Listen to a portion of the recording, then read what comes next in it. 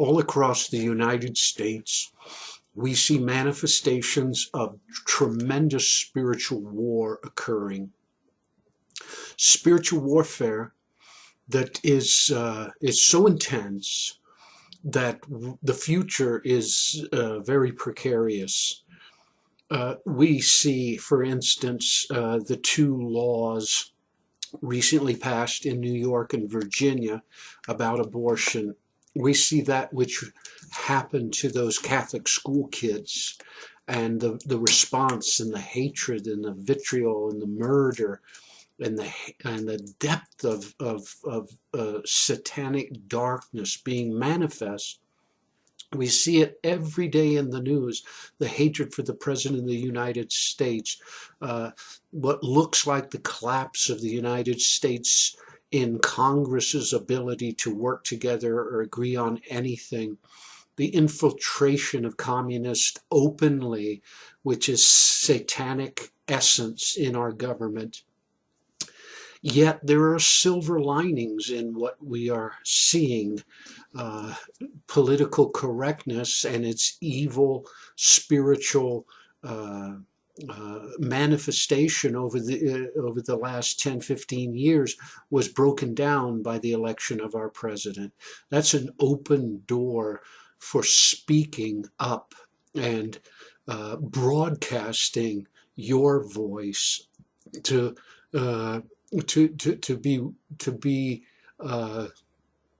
be willing to get into the warfare, the spiritual warfare.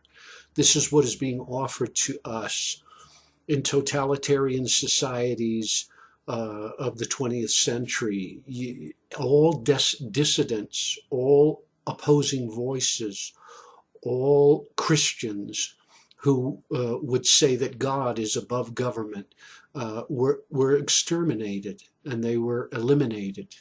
And that's what could happen here if the Christians who have been transformed by the Holy Spirit do not start speaking up in public, at work, and speaking against evil, calling it what it is, and relentlessly being willing in prayer to submit yourself to the living God, no matter what cost it may be to you. Abraham had to put his most precious promised possession on the altar.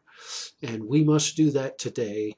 We must put everything that's the most precious to us on the altar of sacrifice in prayer, being willing to do his will, whatever he calls you to do, to say, to stand against. Above all, we should pray diligently.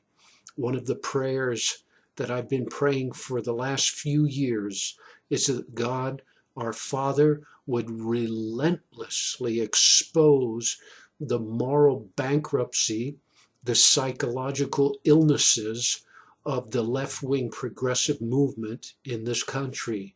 And I see those prayers being answered over and over.